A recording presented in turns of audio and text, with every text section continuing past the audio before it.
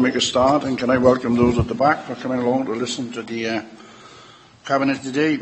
And I'll move straight. Oh, sorry. First of all, can I ask Linda Woodis to tell us about declarations of interest?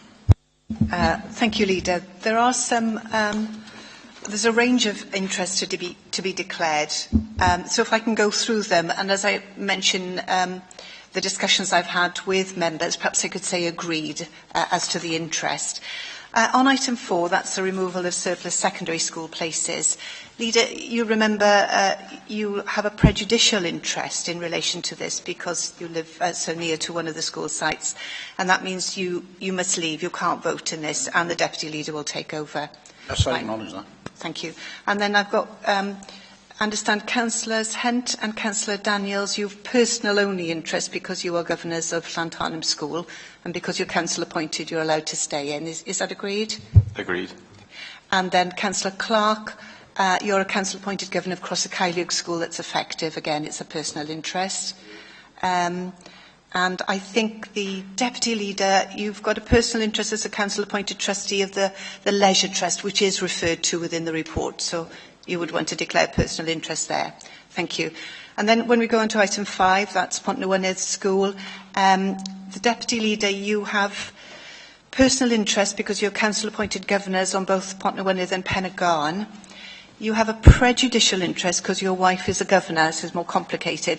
But the Ethics and Standards Committee has already given you a dispensation, so you can speak at the meeting, but you're not allowed to vote. Fine. I think those are all the interests that have come to light so far. Thank you, Leader. All right, thanks for that. On to item 4. This is the one which I have to leave. Linda, that's correct, isn't it? Yeah. Right, thanks for that. Lewis Jones will chair.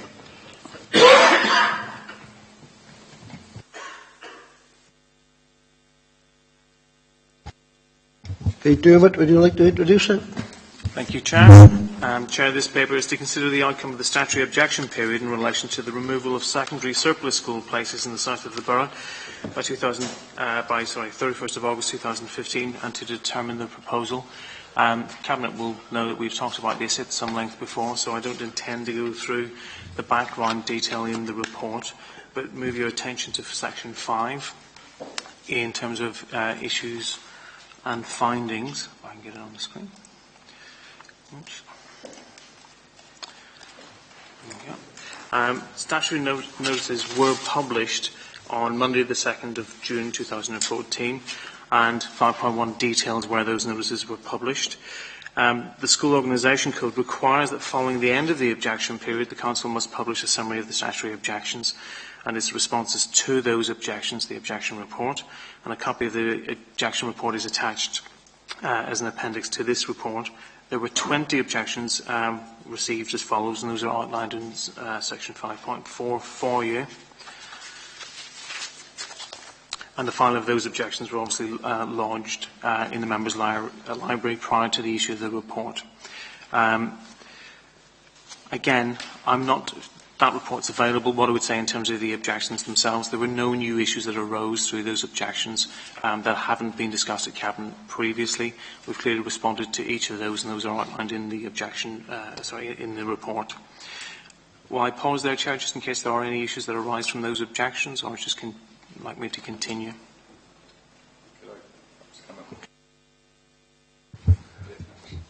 Okay, Chair. Yes.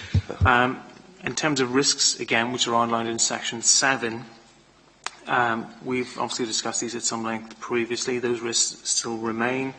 Obviously, the purpose of the report, the purpose of this process is to reduce surplus places, and that clearly remains an issue for us unless we take action.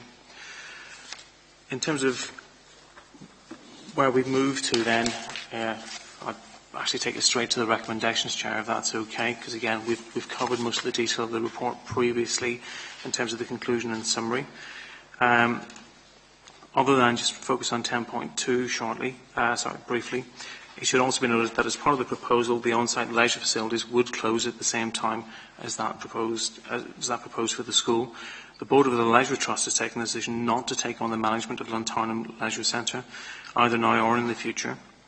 and no other groups have come forward to express an interest. I just want to bring Cabinet's attention to that. Users will therefore need to find alternative local facilities, but obviously we will endeavour as a council to help them in that regard wherever possible.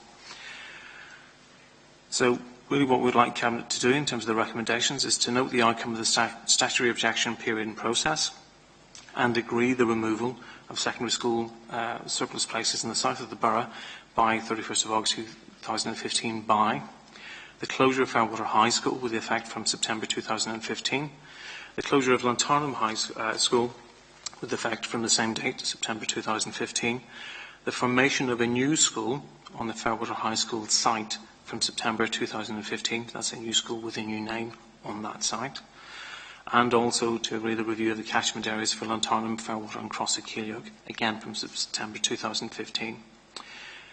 To ensure that the transition plans are put in place as soon as possible following this decision, to keep any disruption to teaching and learning to an absolute minimum, we want to move as quickly as possible. I just should say at this point we've already done some considerable work with both schools around the curriculum design, and that is well developed as we speak, and that work was happening again late last week with both schools coming together.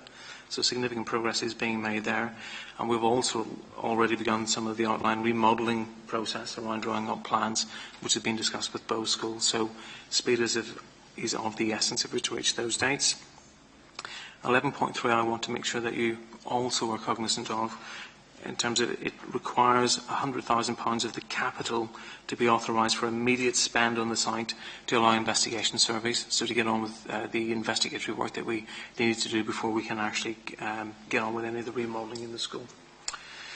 And then also to agree a working name for the school, subject to the approvals required in the instrument of government next year. What that means is the new governing body, when it's fully formed, choose the name of the school. In the meantime, subject to approval by the local authority, I should add. In the meantime, we'll clearly need a working name for the new school, and we're going to propose as a working title only that will the governing body will clearly have a view about how they'd like to choose the name of the school, which no doubt will involve the young people and the children themselves. We propose that we call it Cumbrahan High School for the moment, until that name is agreed by the governing body. Okay, Councillor Yowell, would you like to come in? Sorry, I think it's perhaps more appropriate at this juncture because I think Councillor Daniels has some objections, and I think perhaps the format would be best followed if we allowed Councillor Daniels to make these objections first. Yeah, I appreciate that. Would it be all right if I went through the questions one by one and perhaps you could answer and then I could come back? I wasn't a member of the previous cabinet, so I haven't had a chance to make my views known on this. I'm supportive of the principle of cutting surplus places. You know, that's pretty straightforward to me. Yet I maintain a personal belief that the Lantarnham site would be more conducive to a better learning environment. I don't seek to open up the arguments that we've opened up in the past, just merely to state that, really. However, I'm pragmatic about things and recognise that at this late stage I'm going to be unable to change course as we are working to a tight deadline with regards to funding for the new school. Nonetheless, there are a number of outstanding concerns that I'd like clarified for parents and other residents who have taken an active interest in this proposal. The first of which is quite a number of parents have queried the figures for projected populations. Could we please get a breakdown of the pupil projection to better understand why officers are confident that we will be able to accommodate all pupils in the future? You know, with large housing developments such as South Sebastopol, possibly Malthouse Lane in my own ward, and the Lantarnham site itself, have these been considered?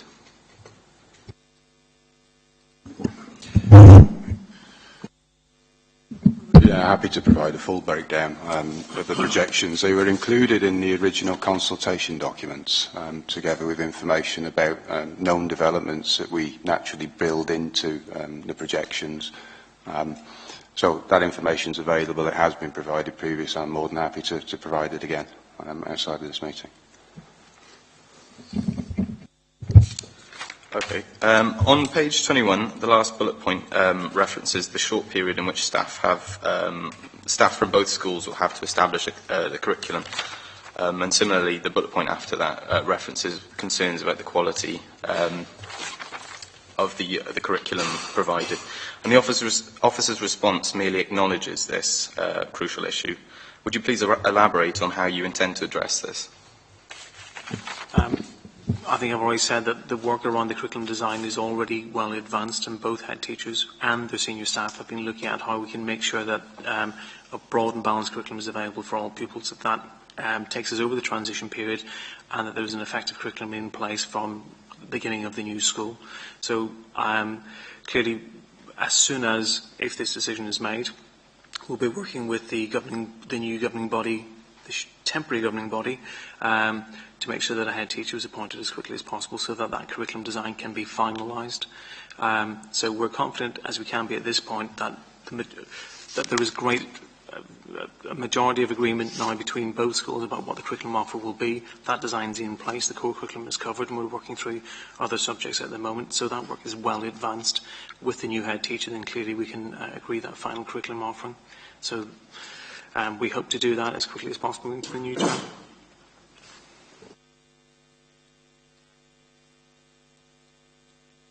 Bear with me.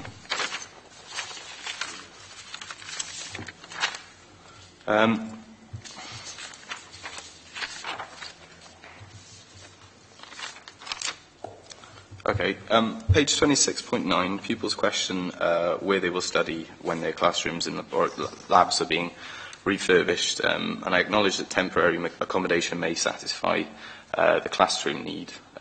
Demountables, they are suitable for, English, history, that sort of thing.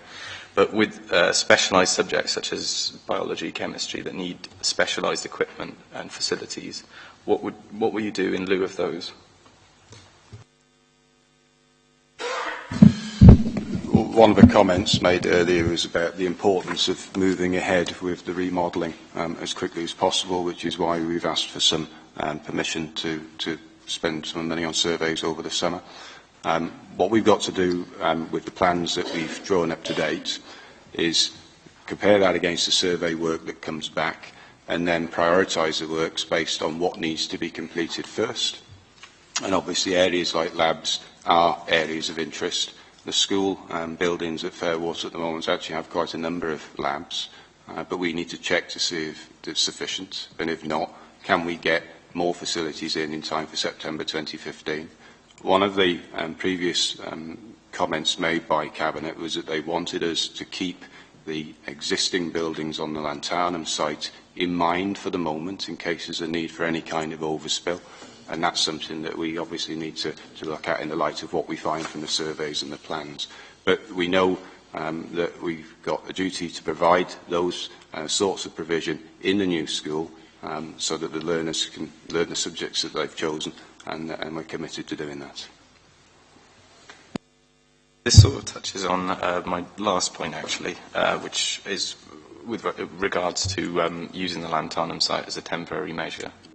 How likely do you think it is that it will be used, and in what form will it be used? It's too early to give a definite answer on that one, but I think I've made it known previously that our aim is to get it a fully unified site for September 2015. It's only when you start to work through the details and you get the information back that you can start to think, well, is that actually going to be something that we can achieve, or do we need to think about utilising facilities on the existing Lanternum site? So I think we would be looking at coming back probably in September or October to Cabinet if we thought that there was any risk that we couldn't make full provision on the Fairwater site from September 2015 to tell you what we intend to do about that.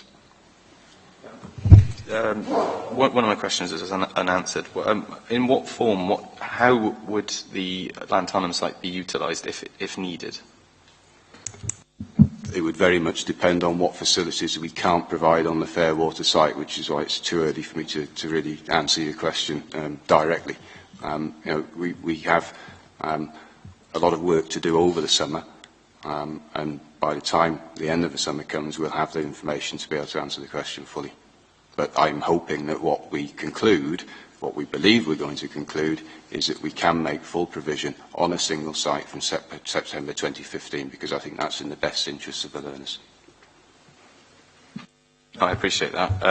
In your response, you say that a double, using the Lanthanum site would, having all pupils go onto the Lanthanum site would be a double disruption. But surely that's a more fluid and more stable disruption than moving pupils halfway through the year.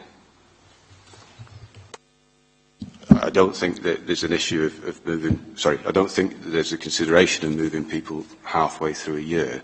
It comes back to the original answer, really. We don't know if we need any of the buildings on the Lanthanum site yet. We will be in a position to form a view on that after the summer, when the survey information's back. The aim, in my eyes, is to get a site operating from September 2015 rather than having some other arrangement.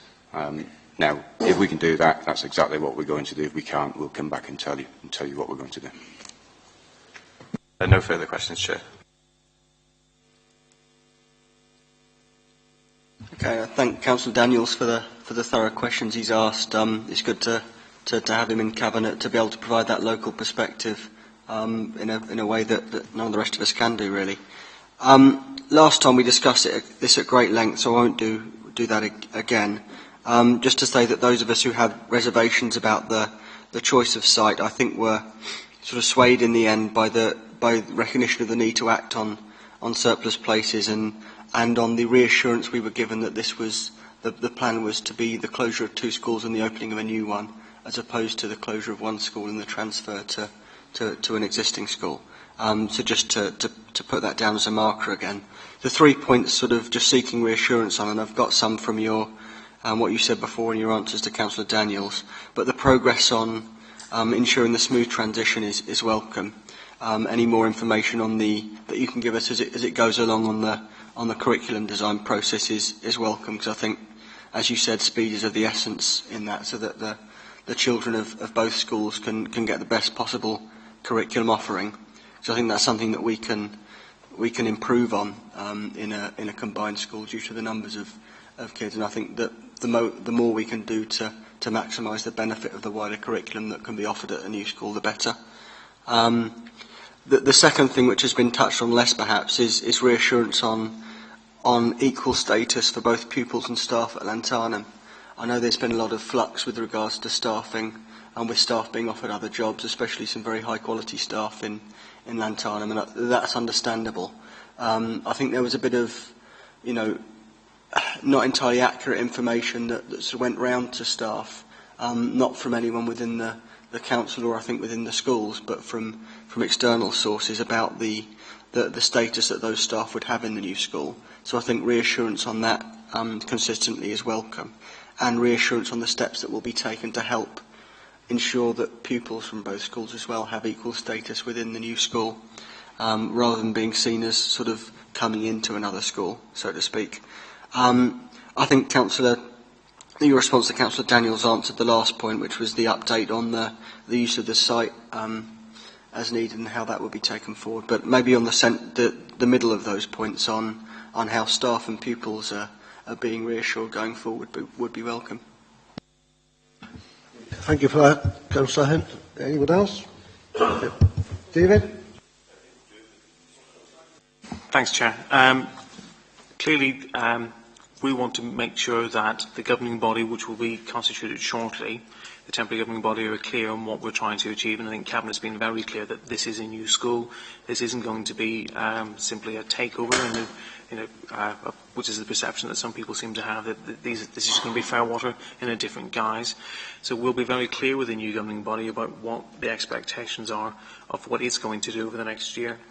And what it needs to do clearly is to come up with a new image for the new school, so the name for the school, what the recruitment process is going to be for the head teacher, the deputy head, and for all of the staff. We've got very clear guidelines already in place that have been agreed through the Joint Consultative Group, so we're very clear expectations about how staff should be recruited. Obviously, we've got a very good reputation in trying to make sure that staff are redeployed, and that will be our expectation in this situation. And those are messages that we're putting into both existing governing bodies already, because as you've said, there is some misinformation that seems to be doing the rounds at the moment, so we're already trying to combat that.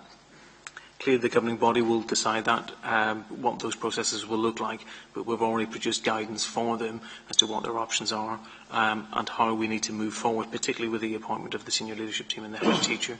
That's critical for us moving forward, to ensure that the curriculum design is finalised and the staffing structure we can move forward so that everybody's got clarity about where they're going to be working, what it means for them, and can get behind the new name of the school, what the uniform's going to look like, what the new processes will look like for that new school as well. So we've already framed up a lot of that thinking, and we're anticipating a meeting with the shadow governing body to go through that at the end of really in about a week's time. Okay. Thank you, David. Are you happy with that, Anthony? Richard Clark? Given the previous two speakers, what I'm going to say is probably sound really petty, and I'll apologise in advance for that. And I respect what both Anthony and David have said. I know it's a working name, Cwmbran, but when we're trying to go for inclusivity of the three schools and the three schools working together, if that goes forward and the working name is adopted permanently, as these things tend to go, I think that will alienate Croeso Ceiliog in terms of things. And I'm sorry for being parochial, etc., etc. When we first discussed this of bringing the two schools together, it was hoped that it would come from the school. And I'm sure you're going to tell me that's what it is, and I'm being really childish and petty, but I just wanted to flag it up. If we want the three schools to work together, to have one of the schools alienated in Cwmbran would be a sad way forward. And I'm sorry if that does sound petty. I don't think it's petty at all. It's something that I think is really important to point out. That this is a working title. I have no expectation that that's the name we'll settle with. It's simply when we're talking to contractors and we've got to call it something.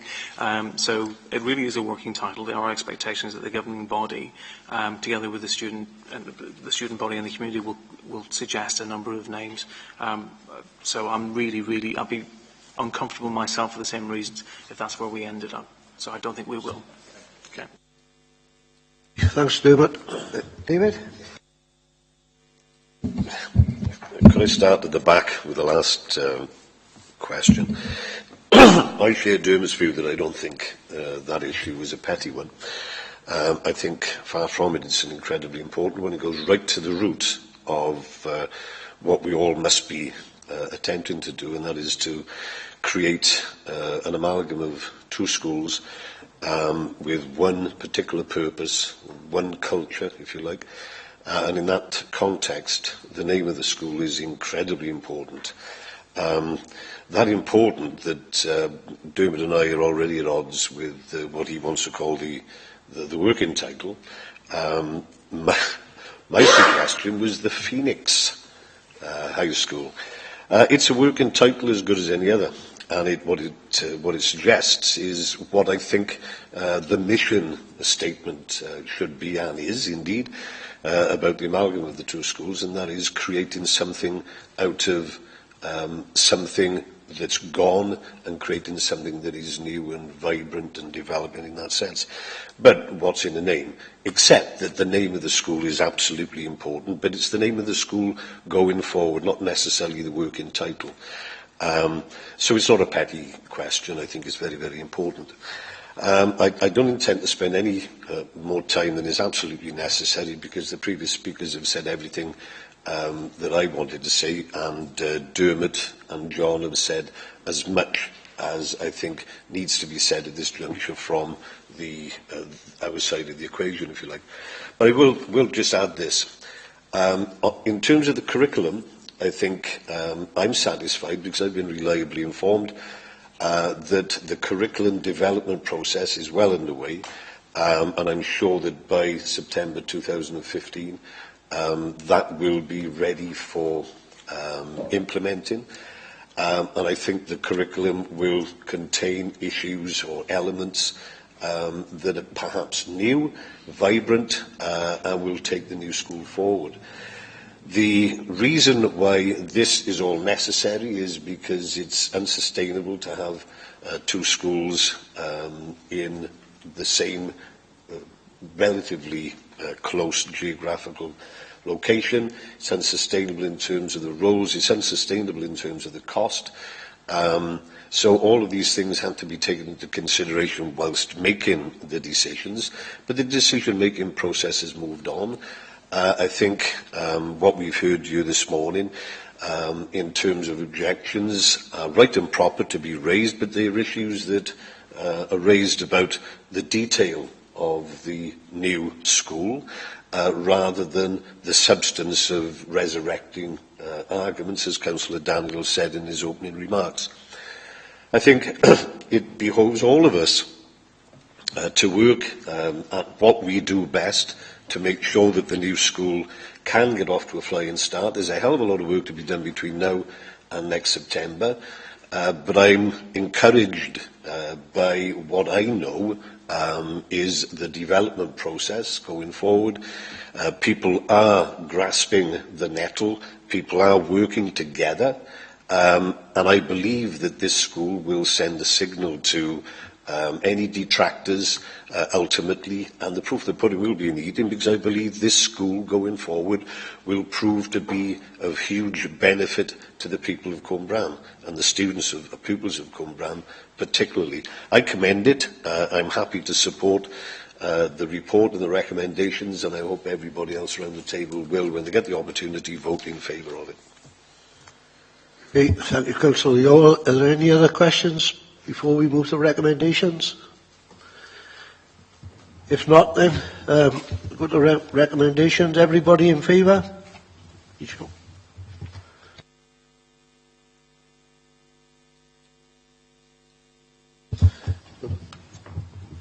you want to speak? Did you? Sorry, Dave.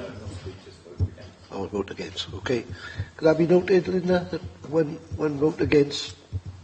Okay, thanks very much.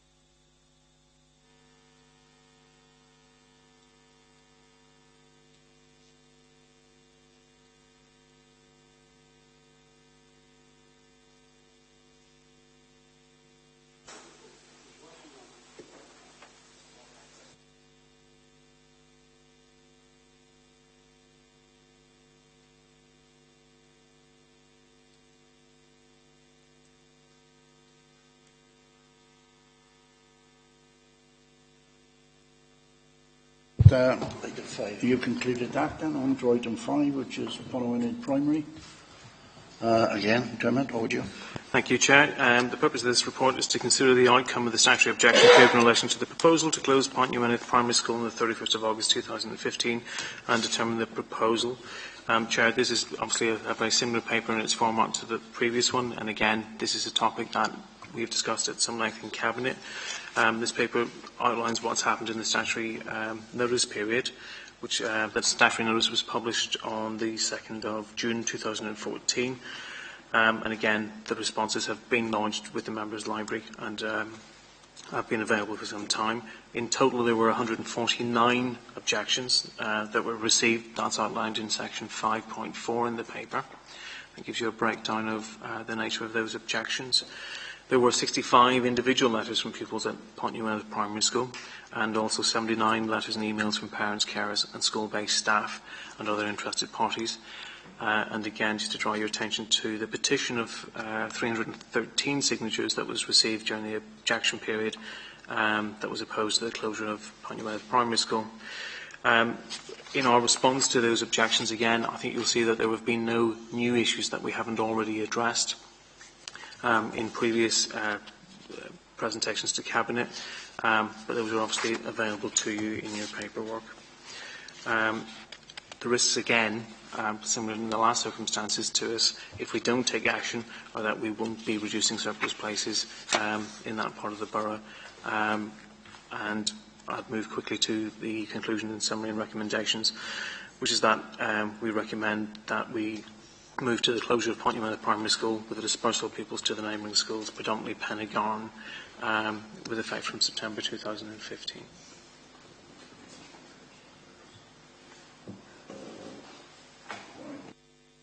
Thanks for that. Lewis? Yes, it's interesting to note Dermot's comment then that there's nothing further to respond to, because in my opinion, and in the opinion of the governing body and all the parents, there hasn't been any adequate response to any of the objections not one of them. In the appendix we got your reason for objection on the very first thing. There will be insufficient room at Pennygan Community Primary School to accommodate all the children, and potentially those from new housing developments in the area. Lunchtimes are already a problem and will only get worse with extra children on site. There has been no proof of whatever proposals are being brought forward. We've still not, at this very late, this is the final meeting now to discuss that actual closure of the school, and still, up to date, we have had no information of how you intend to bring the facilities at Pennygan School to accommodate the pupils from Pontnewydd. You know, not one of the questions have been adequately addressed right from day one.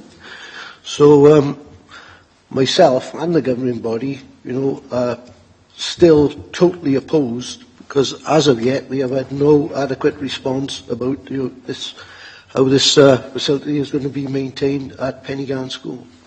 Right, thank you, Lou. Dermot, do you want to make some comments on that? Yeah, thank you, Chair. What I would say is that I'm not aware that we've had a formal objection from the governing body saying that that is the case from the governing body, from the Chair. We have been obviously in discussion with the governing body, and we've met with yourself and the rest of the governing body. We have gone through these issues. We have talked to the head teacher as well. In fact, I was with the head only last week, and I know that the head was only telling me that they've now largely resolved the issues in the dining, for the dining issue. They've already resolved those, and we were having a discussion last week about, well, the plans going forward. I'm not aware that there's a significant concern that we cannot accommodate those pupils, but I'll ask John maybe to comment further. Can I just clarify by saying you haven't addressed those questions to Pontnewydd? That is the crux of the argument with Pontnewydd School. We are saying that Pennygan cannot accommodate without an extension there. Your department are saying they can, and you intend to, but you have, right up until this moment in time, failed to prove how you're going to do that. The documentation that we produced provides a description of what we intend to do to remodel parts of Pennygan School, but the principle here, the key principle, is that there is already capacity in that school for 475 children. We know that we can accommodate that number with internal remodelling. We know that we do not need to spend money on an extension to that building in order to make the accommodation fit for purpose. We do need to move some walls around. We do need to work with the head teacher now, the school, and with the transition group that would be necessary if approval is given today, to actually finalise how best to utilise the space in the building, but we're well advanced in that process. So whilst I note you say you don't feel that you've had satisfactory answers, I think we have answered that we can fit it in. We can fit that number into the school with some internal remodelling, and that information has been made available in the reports that we've produced. Well, John, I have to differ. I've got to say that nothing has been proven to us. We haven't seen a sketch, a drawing, even nothing on the back of a fag packet to show what you intend to do. Now, these are the major concerns of Pontnewydd School and of the parents. You know, it's a huge risk to take, because there's been nothing to prove that you can accommodate those pupils at Pennygan School without an extension. Right, let me just say that that question had been answered before, and obviously Lewis have adopted that same stance, and we've been here 2 or 3 times. So I'm going to move on. Are there any other comments of members? David? Again, there's little that I can add, because I am supportive of this recommendation, clearly. It isn't without problems and issues, certainly for me personally. It isn't something that I felt necessary to declare earlier on in terms of an interest, but Pontnewydd School was the first school that I went to when I was 5. I also have the dubious distinction of actually teaching the current head. I don't know whether she sees that as a positive or a negative step in her career. So that there is something of an affinity that I have with the school. And it wasn't an easy decision, listening to the arguments and having taken over this brief but at a stage when the development of the arguments was pretty mature. I still had some questions and some issues that I needed resolved. I have to say that both John and Dermot have been very, very patient explaining the matters to me, and those issues that I did have been resolved. So I am supportive of the recommendation, and I hope that other members will be. But let me just say this. This is a decision that was largely imposed on us as a consequence of the need and the demand to manage surplus places, and everything else that follows, in a sense, is predicated on that one notion. I'll finish it there. I support the recommendations rather, and I hope that everybody else around the table does the same. Right, thanks for that. Any other comments of any other members? No, I'm going to move the recommendation. All agree with the recommendation, show. Thanks so much. Thank you. All right. Now then, the next one is... Are you dealing with the next one as well? You are. The next one is agenda item 6, and it's fixed penalty notices for regular non-attendance at school. Okay, thank you, Chair.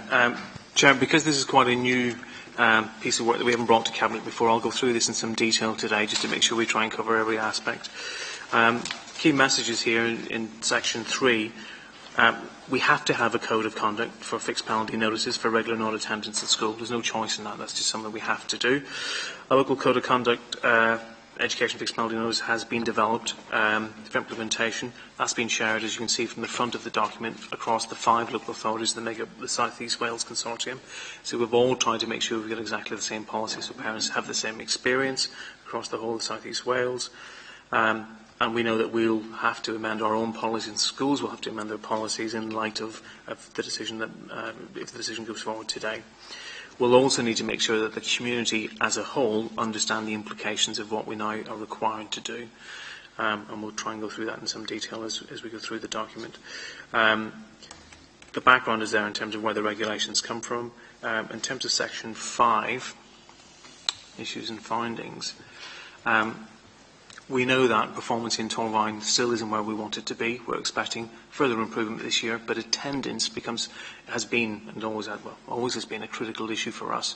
If children do not attend school, they are not learning, and that means our performance will continue not to be where we would wish it to be. So attendance is everybody's business. It's every parent's responsibility to ensure that their children attend schools regularly, and clearly this is one aspect of what Welsh Government recognises can be effective practice, and that we need to put in our response to support parents and sometimes to challenge parents if they are not ensuring the regular attendance of their children in school.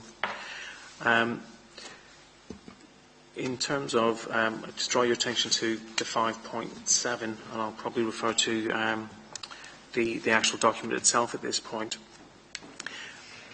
It's really important to note that we're not suggesting that if a child doesn't attend school, we're automatically going to issue a fixed penalty notice. This is not akin to, I think some aspects of the media think it's almost like drawing up in a yellow line for 2 or 3 minutes, that someone's going to jump out and give you a ticket, and you're going to be expected to pay this thing. That's not the case. We already have a very lengthy process of how we support parents that starts with the school following up first aid response, that is built on us trying to remember that these are people, these are families who are working hard to make sure that their children attend school. That's our automatic assumption. And that sometimes they face difficult situations. That means that's not always possible for them. So all of our system at the moment is there designed to support families who are in difficulty, not to punish them. It's there to help people make better choices, to support them in terms of changing their behaviour of children, sometimes behaviour of the family, and it's there to catch people and support them, not to catch them and punish them. So where we intend to use fixed penalty notices is really at the very end of that process, which I think is about 26 weeks long, that would which at the moment ends in a court appearance in a very small number of cases. So we intend to use fixed penalty notices, if you like, to try and divert people from that ultimate end. So we do not anticipate that we're going to be issuing these like confetti. We're going to monitor very closely where schools request us, because we issue them, schools request them. We will be monitoring very closely how these are being used. And I would also point out, and I think it's been in the media, it's been made very clear, we don't benefit from this financially. Any payment that doesn't cover our costs that we receive automatically goes back to Welsh Government. So there's no incentive here for educational welfare officers or head teachers or anyone else to issue fixed penalty notices. For me, the fewer we issue, the more successful we are being, because it means that our processes up to that point are being successful. So one of the things that we'll need to come back and report to Cabinet is how few we're issuing, because I think that needs to be one of our success criteria for ourselves going forward. Right, thank you for that, Dermot. I see on 5.5 that, we're doing this with Riley Grant, Caerphilly, Monmouth and Newport, and we've had involvement with the Education Achievement Service. I think this agenda has been full of controversial issues, I think, at this meeting. I think what you said, that if we are obliged to do it, we need to get that message out to people, because you said in the report, within these austerity times, that if we're going to start issuing these fixed penalty notices to families who can ill afford to pay it, it means that we have to take the process through. You said in the report also that any surplus monies will go back to the Welsh Assembly Government after you've taken out your admin charges. But there again, I think our legal department are going to be tied up pretty well with this. If people cannot pay because of financial circumstances, how are we going to deal with that? Because that will happen. Chair, just to get back to that, I mean, clearly, as I said at the very end of my presentation, our success criteria is to issue as few of these as possible. We already have systems in place to work with those families who find themselves in a difficult position. We don't want to fine people. Fining them isn't necessarily something that we recognise will change people's behaviour ultimately. So we've already got systems in place to try and help people change their behaviour through support, through showing them there's different ways of helping pupils to attend. We already have good support systems in the local authority. Schools, particularly secondary schools and primaries, have been investing in their own systems to try and reach out to families to support them.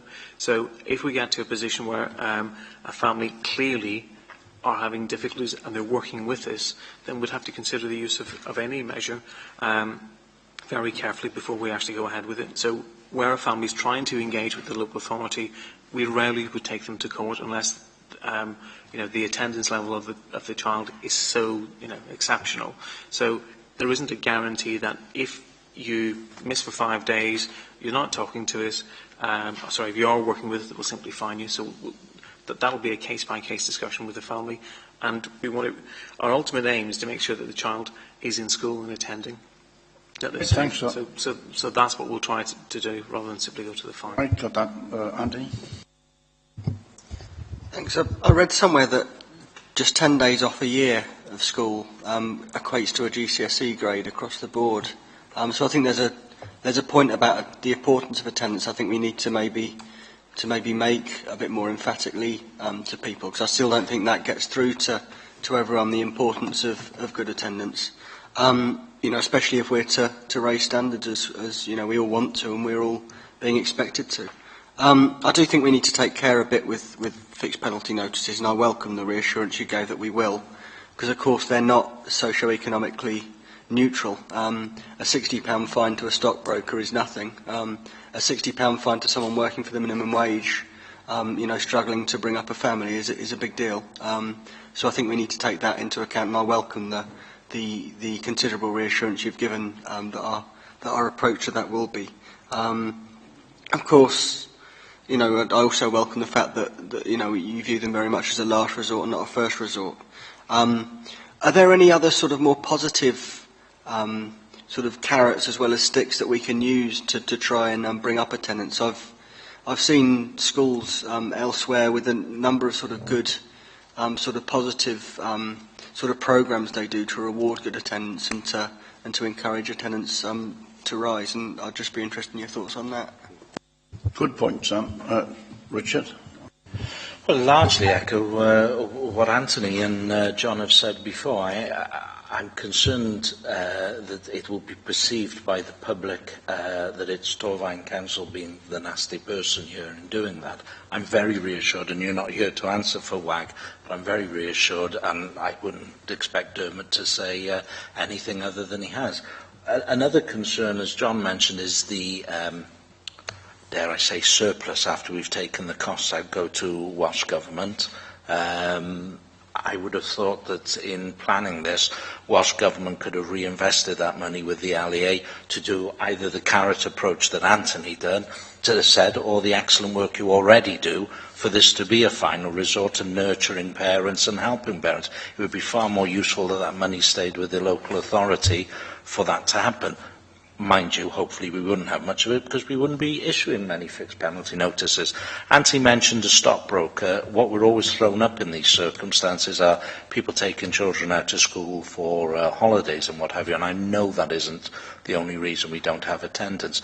But £60 penalty fine still is going to make your holiday, if you do it during term time, as affordable as the couple of £100 it does if you wait till the actual so-called summer holidays. So I think you are going to, not you, the Welsh Government are going to penalise the less fortunate and the people who are struggling. I will support it because of your reassurances and the very fact that we've got no other option. But I am concerned with the perception out there that it's the nasty old council doing this. And I do take on board everything that Anthony says about attendance. It is vital. We don't rest on our laurels of, I think it's 94% in secondary schools, and we drive that higher and higher and higher.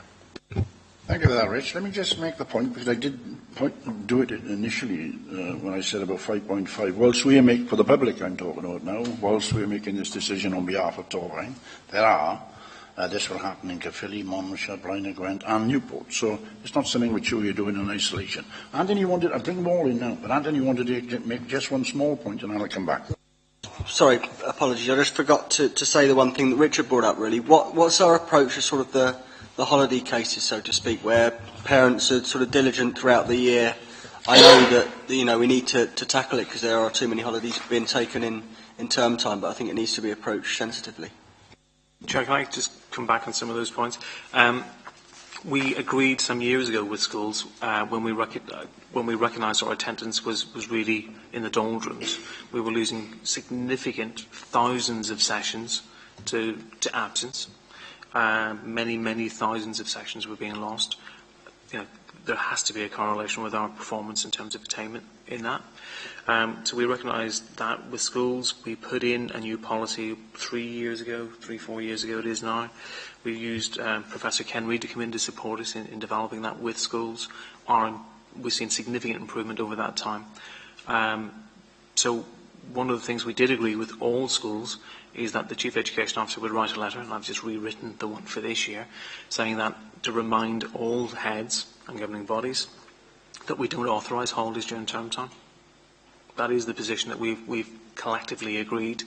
And I know all of the arguments that raises for everyone, and obviously education staff particularly are affected by those because we always take our holidays in term time, so we're particularly conscious of them. But our commitment is to make sure that children get the best possible education. They can only get that if they're in school. That has to be the core message. So on that point, Chair. Yeah. Right, thanks for Dermot. Lou? Yeah, listening to Dermot, you know, I certainly appreciate what he's saying and support, you know, even though it is a contentious thing, I support it. But, you know, there's not many stockbrokers living in Torfaen, but there's lots of people, you know, very badly off, and there were many single-parent families who were struggling.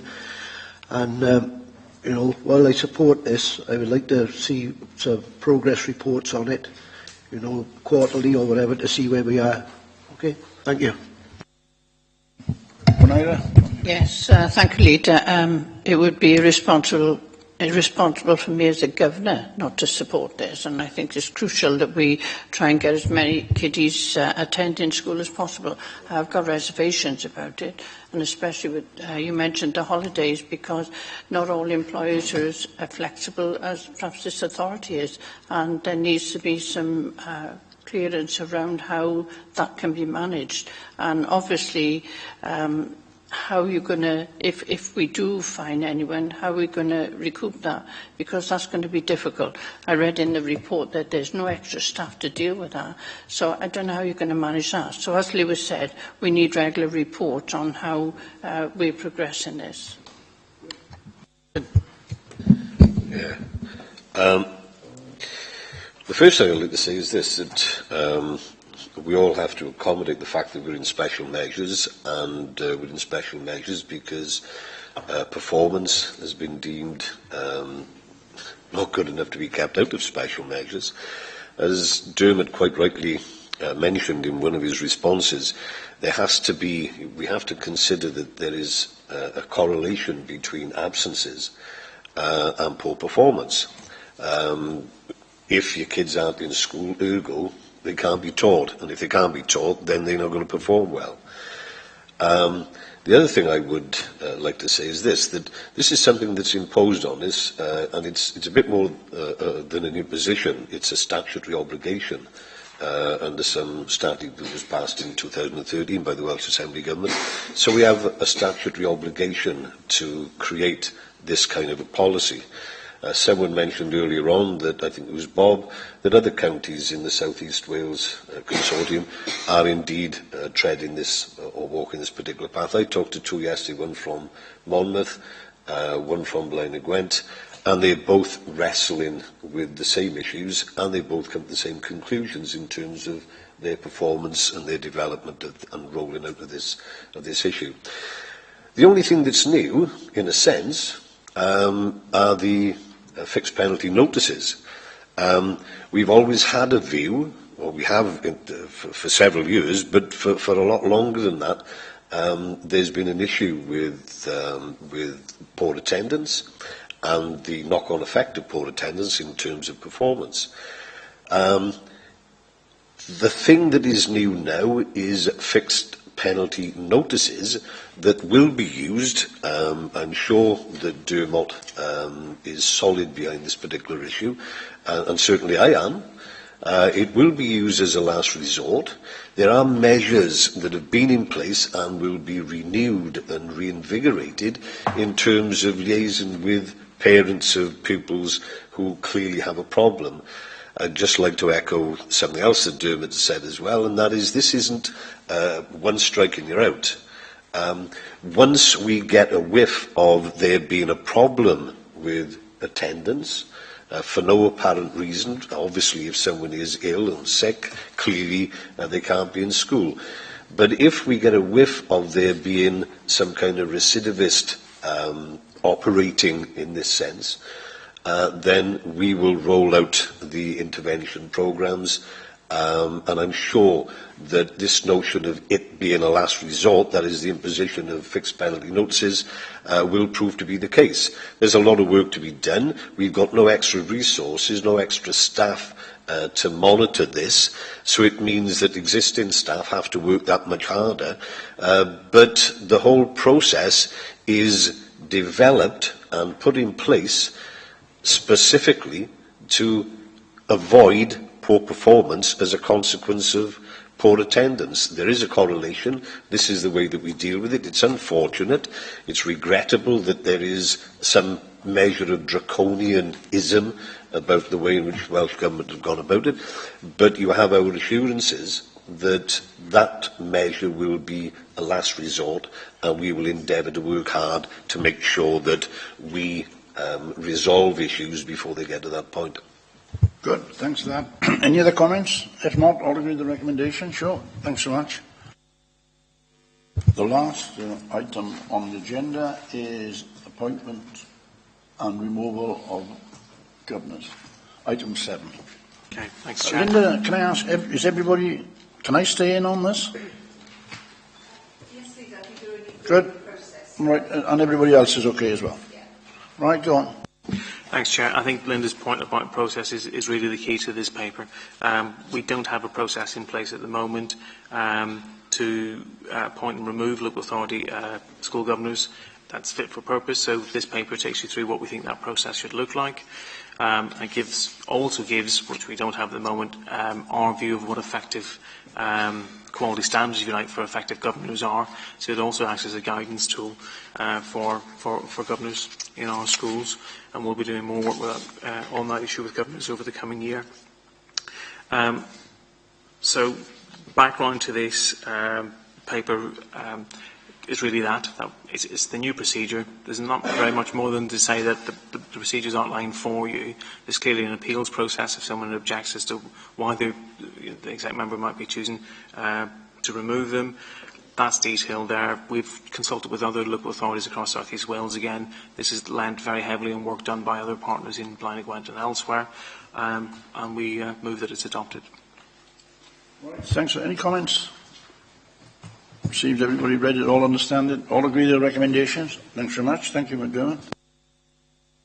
That's the last item on the agenda, so I'll close the meeting.